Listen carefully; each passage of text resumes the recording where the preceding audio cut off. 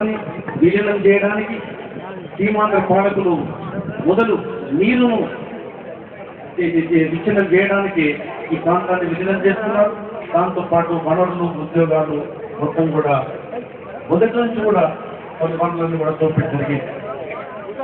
ఎప్పుడైతే ఈ ముఖ్యంగా పాలమూరు జిల్లాకు మైనర్ ఇరిగేషన్ ప్రాజెక్ట్ నైజాంలో అప్పుడే వాళ్ళు ప్లాన్ చేసుకున్నారు. స్వతంత్రం వచ్చిన తర్వాత కూడా ఇండియన్ యూనియన్లో మన హైదరాబాద్ స్టేట్ కలిసిన తర్వాత కూడా ఎన్నో ఇరిగేషన్ ప్రాజెక్ట్స్ మనం అప్పర్ కృష్ణ భీమాన్ని కూడా తలపెట్టినాం.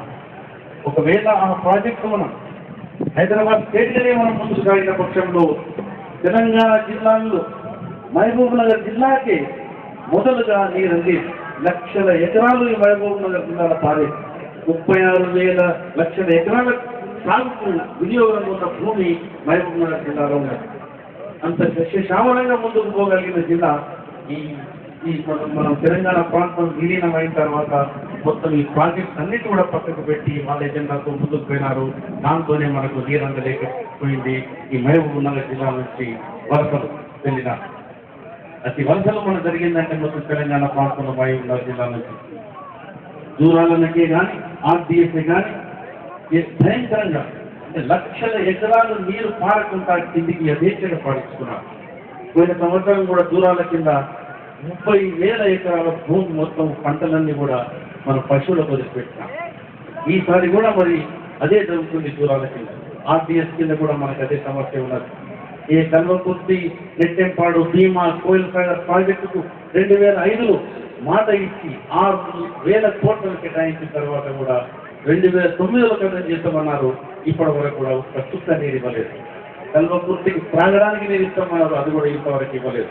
6,000 కోట్లు మాత్రం ఖర్చు పెట్టారు.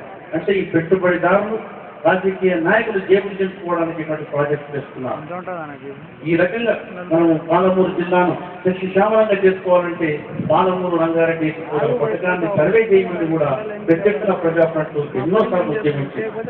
మొన్న ముఖ్యమంత్రి వచ్చినప్పుడు కూడా గదరన్న నాయకత్వంలో ఆయన కలవడం జరిగింది. సెప్టెంబర్లో ఆయన మాట ఇచ్చినాడు, ఖచ్చితంగానే సర్వే నిర్వహిస్తాను. మొన్న ముఖ్యమంత్రి వచ్చినప్పుడు కూడా నేను సర్వే కేటాయిస్తాను మాట ఇచ్చినాడు. ఇప్పటి వరకు రాలేదు. కాబట్టి ఖచ్చితంగా మనం ఉద్యమం ద్వారా ఈ పాలమూరు రంగారెడ్డి ఎత్తిపోతల పథకానికి సర్వే నిర్వహించడానికి ఆ 10 కోట్లు మనం ప్రభుత్వం ద్వారా తీసుకొని సర్వే నిర్వహించిన పక్షంలో ఖచ్చితంగా మనకి ఈ లిఫ్ట్ ఇరిగేషన్ ద్వారా మహబూబ్ నగర్ జిల్లాలోని 38 మండలాలకి 7 లక్షల ఎకరాలు పాడడానికి ఇది సాగు. అదే రంగారెడ్డి జిల్లాలో 18 మండలాలకు కూడా ఒక 2,70,000 ఎకరాలు అక్కడ వాడుతుంది. నల్గొండ జిల్లాలో 2 మండలాలకి 30,000 ఎకరాలు పడుతుంది. కాబట్టి ఈ యొక్క ఎత్తిపోతల పథకానికి సర్వే నిర్వహణకు ప్రజాప్రతినిధి నాయకత్వం వహిస్తూ ఖచ్చితంగా ముఖ్యమంత్రి దగ్గర ఒత్తిడి తెచ్చి జీవో తెచ్చి సర్వే నిర్వహించడానికి ముందుకు పోతుంది. గతరన్నా కూడా నాయకత్వం వహించాలని ప్రజాప్రతినిధులు కోరుకుంటున్నారు.